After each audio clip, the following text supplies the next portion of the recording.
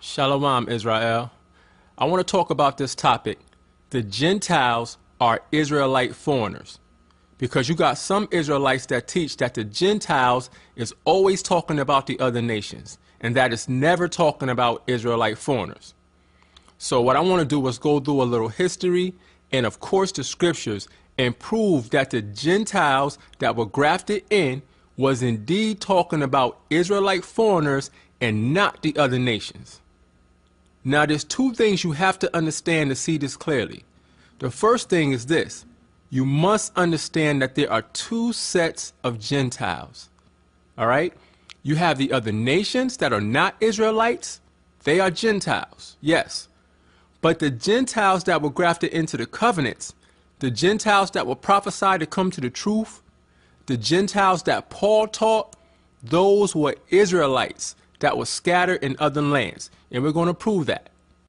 The second thing you need to know is the history behind the Israelites being scattered into these different lands. Here's a short, quick version of what happened. Now be patient, because all this is necessary to understand who the Gentiles are. All right, here we go. When King David was ruling, he ruled over the entire nation of Israel, all 12 tribes. When King Solomon came into power, Solomon went off into sin.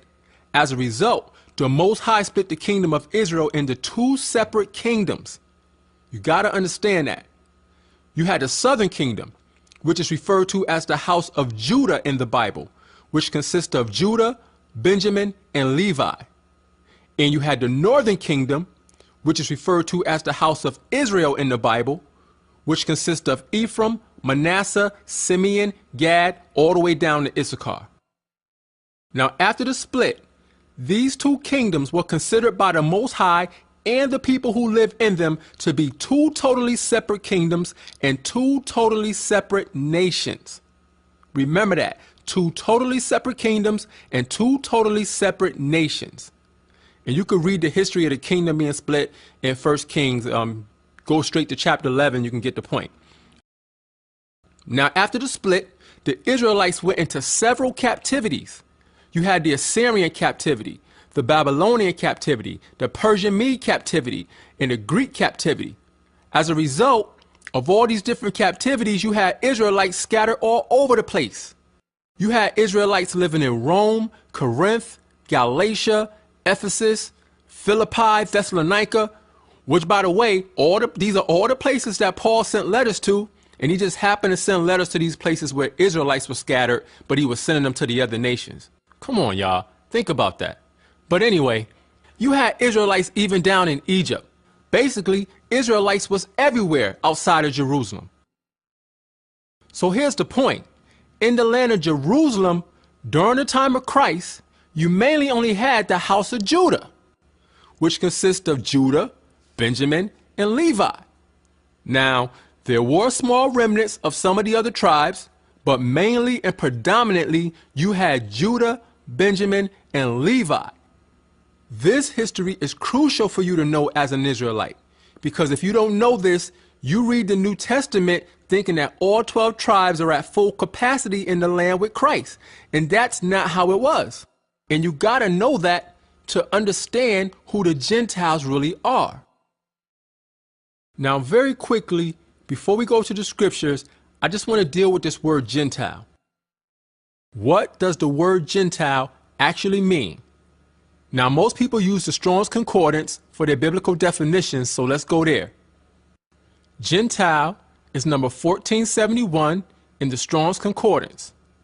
It's the Hebrew word goy, and the definition they give you is a foreign nation, hence a Gentile. So basically, a foreigner. Now, there's a great website called etymonline.com that gives you the etymology or the origin of words. I have it up on the screen. Let's go there and see what the origin of the word Gentile is. Here it is. The word Gentile comes from the Latin word gentilis, and the first definition is foreign. So that should be clear. The word Gentile simply means foreigner. In other words, a stranger. Now, why can I say it means stranger? Let's deal with the etymology of words. The word strange comes from the Latin word extraneous, which means foreigner. So Gentile, foreigner, and stranger is all the same word with the same meaning. Now, after getting that understanding, you cannot honestly say that the word Gentile in the Bible is always referring to the other nations. If you still say that after what we just went through, you're just not being honest. A foreigner or a stranger, which is what Gentile means, could be anybody. Gentile, foreigner, stranger, all the same word, which leads us to the first scripture. All right? 1 Peter 1:1. And it reads, Peter, an apostle of Jesus Christ, Yahushua, to the strangers scattered throughout Pontus, Galatia, Cappadocia, Asia, and Bithynia. Now, based on the understanding of words that we got earlier, we know that the word stranger is the same as the word foreigner or Gentile. Why? Because the word stranger comes from the Latin word extraneous, which means foreigner. And foreigner is the definition of the word Gentile when you go to the origin of the word. So 1 Peter 1:1 could have read, Peter, an apostle of Yahushua, to the Gentiles scattered throughout Pontus, Galatia, Cappadocia, Asia, and Bithynia. Now, if you say the word Gentile could not have been there, then you missed the whole introduction, because we already proved that the word Gentile is the same as the word foreigner or stranger. So who were these strangers that were scattered that Peter was writing to? Well, James tells us exactly who they were because he wrote a letter to them and he identified who they are. Let's get it. James 1:1. James, a servant of the Most High and of the Lord Yahushua, to the 12 tribes which are scattered abroad, greeting. Now, these are the same people that Peter wrote to, but Peter called them strangers, which is a foreigner or a Gentile, but James called them the 12 tribes. Now, I know we can't stop there. That's too easy, but I just wanted to make that point. I mean, that's simple within itself. All right, now I want to go to 1 Peter chapter 2, verse 5. Now, remember, this letter is being addressed to the strangers that are scattered abroad. Verse 5 says, Ye also, as lively stones, are built up with a spiritual house and holy priesthood to offer up spiritual sacrifices, acceptable to the Most High by Yahushua. Now I have a question. Verse 5 says, Ye also, as lively stones, are built up a spiritual house and holy priesthood. Here's my question. Can the other nations be priests? Is not the priesthood set aside for Israelites? These scattered strangers are Israelites. And if you know that, that's good. But if you think that these scattered strangers are different people from the Gentiles that Paul went to teach, you're mistaken. And we're going to prove that these scattered strangers that Peter is writing to are the same Gentiles that Paul went to teach. 1 Peter chapter 2, verse 7. Now remember, Peter is writing to the strangers that scattered abroad. Verse 7. Unto you therefore which believe, he is precious. But unto them which be disobedient, the stone which the builders disallowed, the same is made the head of the corner, and a stone of stumbling, and a rock of offense, even to them which stumble at the word, being disobedient, whereunto also they were appointed. All right, now we got to point a few things out. Verse 7 says, But unto them which be disobedient, the stone which the builders disallowed, the same is made the head of the corner. Now these builders that disallowed the stone is talking about the chief priests and the Pharisees. Now let's go prove that, because see, understanding all this is the key to understanding who the Gentiles are and how the Most High constructed all this for the purpose of bringing the Gentiles in, which are Israelite foreigners. Let's prove that. Matthew 21, 42 through 45. Verse 42. Yahushua saith unto them, Did ye never read in the scriptures, the stone which the builders rejected, the same is become the head of the corner. This is the Lord's doing, and it is marvelous in our eyes. Therefore say I unto you, the kingdom of the Most High shall be taken from you, and given to a nation bringing forth the fruits thereof. And whosoever shall fall on this stone shall be broken, but on whomsoever it shall fall, it will grind him to powder. And when the chief priests and Pharisees had heard his parables, they perceived that he spake of them. So we see that the builders that rejected the stone was the chief priests and the Pharisees, basically the Jews or the house of Judah, Judah, Benjamin, Levi. So when Christ said that the kingdom of the Most High is going to be taken from you and given to another nation, he was talking to the house of Judah. They were the ones that disallowed the stone. They were the ones that rejected him. So this is Christ prophesying against the Jews or the house of Judah, letting them know that they were going to fall and that the Gentiles were going to come in. But what Gentiles? The other nations or the scattered Israelites? Let's go back to 1 Peter chapter 2, verse 8 and bring out a little more. Verse 8.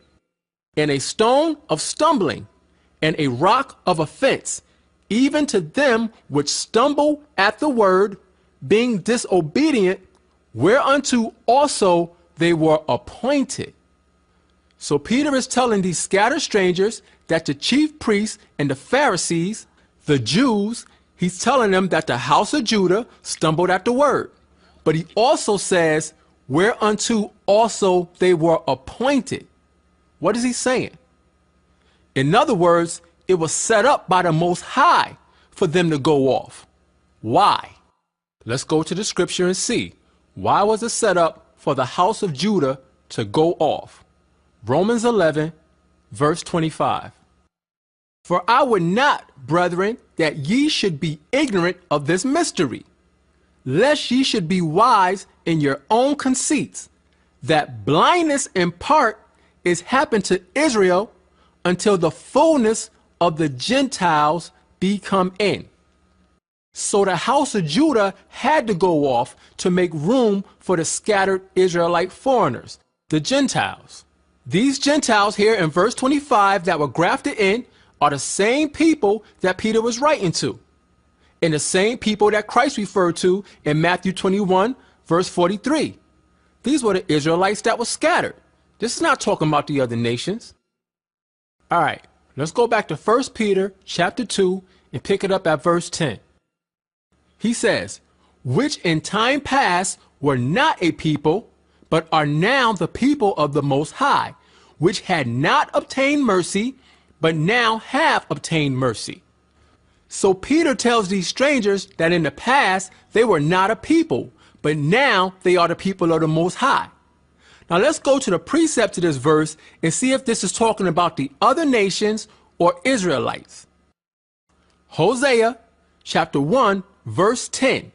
Yet the number of the children of Israel shall be as the sand of the sea, which cannot be measured nor numbered. And it shall come to pass that in the place where it was said unto them, ye are not my people, there it shall be said unto them, ye are the sons of the living God. Now we know without a shadow of a doubt that this is talking about the children of Israel, Israelites. Now, were these Israelites ever called Gentiles? Because remember, you got some of Israel teaching that the Israelites were never called Gentiles. Let's see if these Israelites that were not a people that became a people were called Gentiles or not.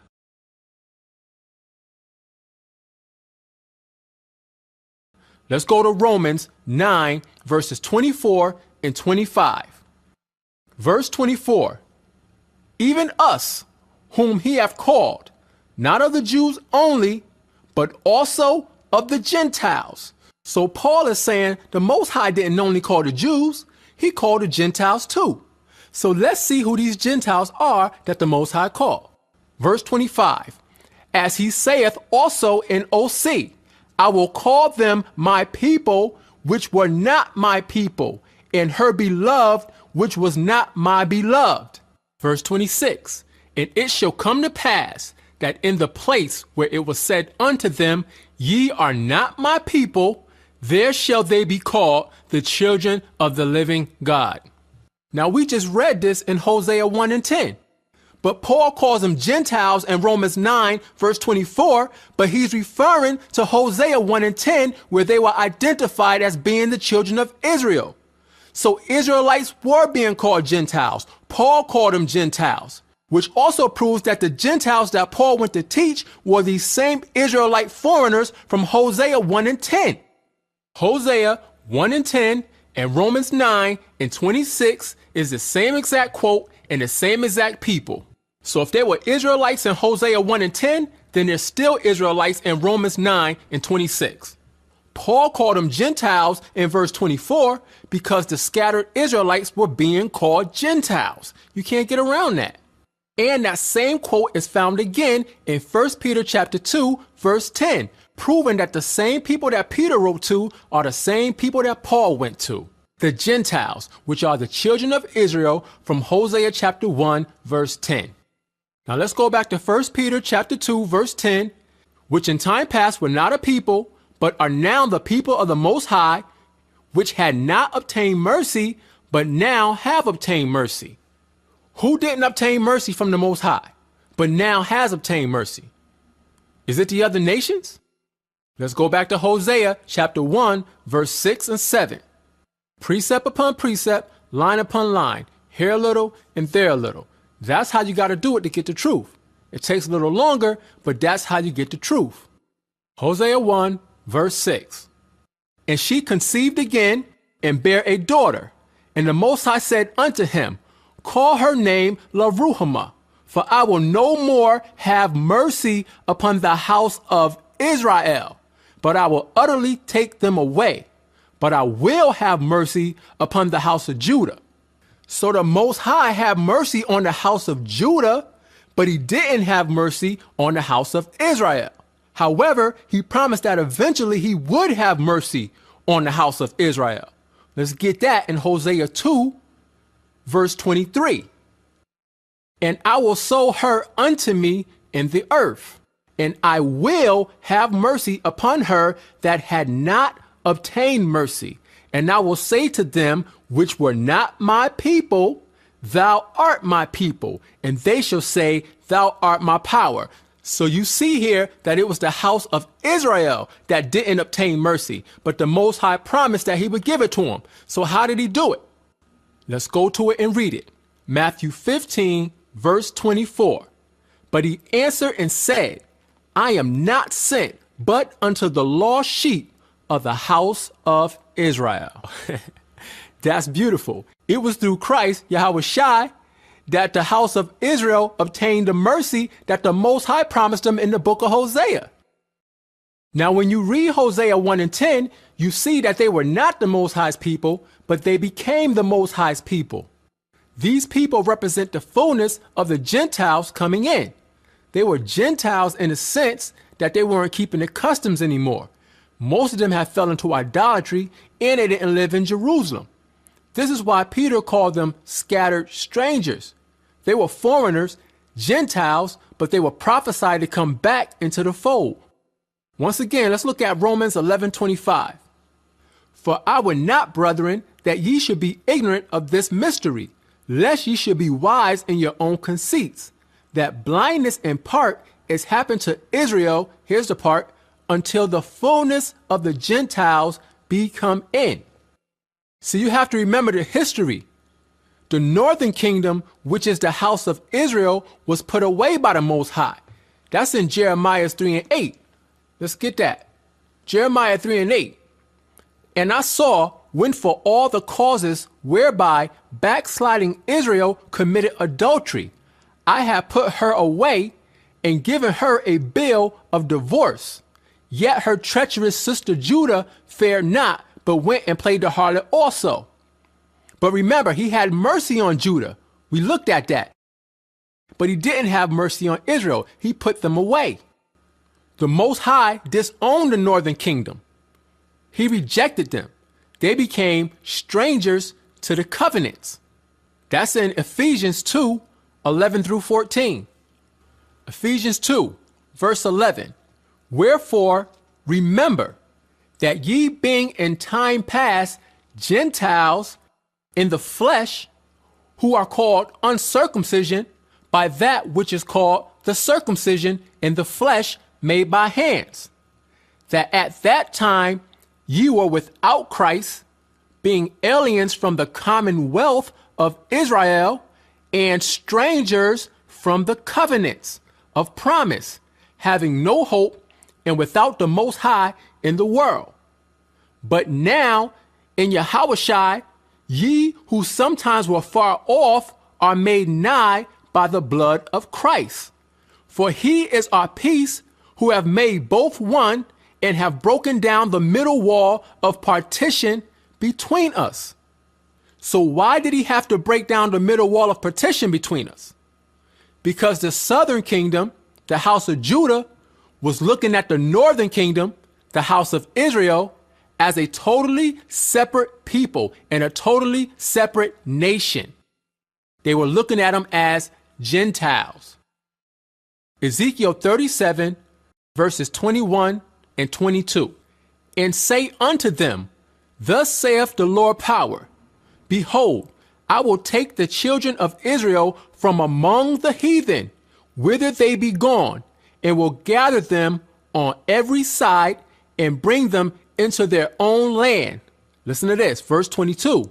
And I will make them one nation in the land upon the mountains of Israel, and one king shall be king to them all, and they shall be no more two nations, neither shall they be divided into two kingdoms anymore at all. See, this is the point that has to be understood. After the split, they were two separate kingdoms and two separate nations.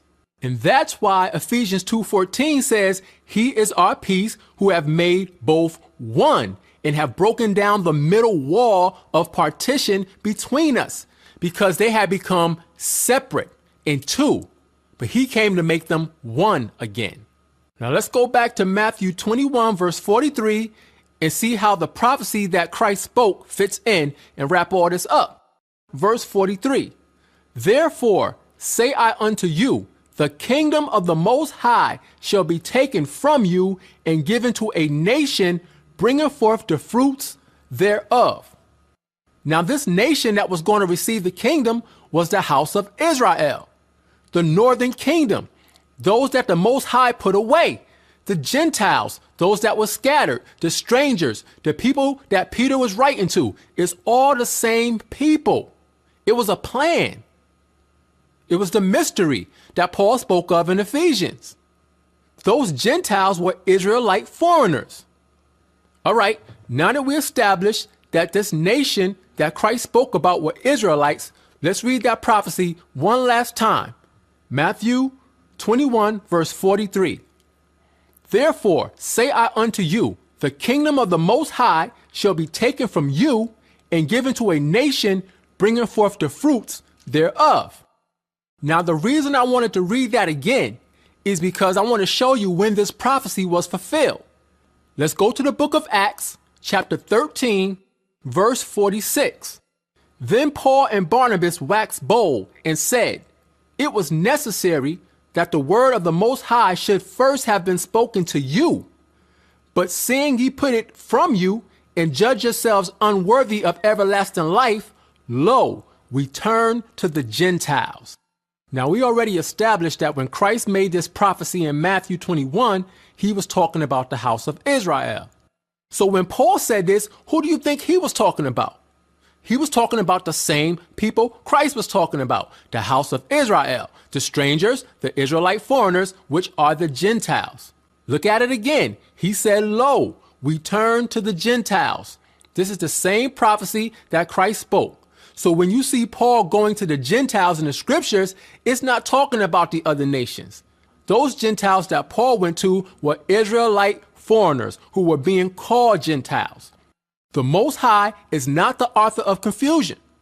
Christ was talking about the house of Israel, and so was Paul. All right, I just want to go back to 1 Peter chapter 2 one last time to put the nail in the coffin. 1 Peter chapter 2, verse 25. For ye were as sheep going astray, but are now returned unto the shepherd and bishop of your souls. Notice he said, for ye were as sheep going astray, meaning you were originally a part of the fold, but you went away. That's why Christ said this in John 10 and 16. And other sheep I have, which are not of this fold. Them also I must bring, and they shall hear my voice, and there shall be one fold and one shepherd. That's not talking about the other nations. That's talking about the scattered Israelites. Remember, we read the same thing in Ezekiel 37, verse 22. I'll put them up together so you can see it. One says one shepherd, one fold. The other one says one king, one nation. It's the same thing. All right, I'm going to close out on this last scripture. Ephesians 2, 16 through 19. Verse 16. And that he might reconcile both unto the Most High in one body by the cross, having slain the enmity thereby, and came and preached peace to you which were afar off, and to them that were nigh. In other words, to the house of Judah that was nigh, and to the scattered Israelites, mainly of the house of Israel. Verse 18. For through him we both have access by one Spirit unto the Father. Now, therefore, ye are no more strangers. Remember, Peter was writing to the scattered strangers. Now, therefore, ye are no more strangers and foreigners, which is the same thing as saying Gentiles. Remember, Gentile, stranger, foreigner, it's all the same word. Now, therefore, ye are no more strangers and foreigners, but fellow citizens with the saints and of the household of the Most High. So the Gentiles that were grafted into the covenants, they were Israelite foreigners. It can't be any clearer than that. So with that, I say shalom.